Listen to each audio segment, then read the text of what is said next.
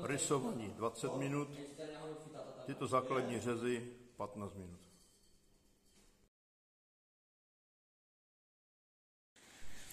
V 8:40 jsem začal a 9:15 skončil.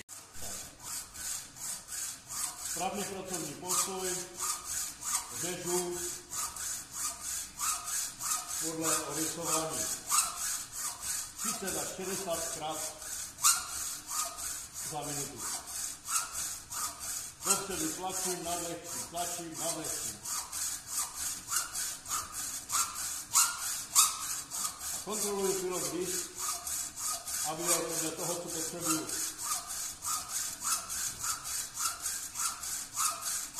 A potřebujeme do pilového listu.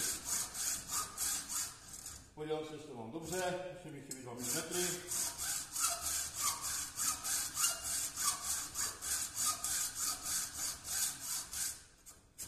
Kontroluji, abych to nepodřezal.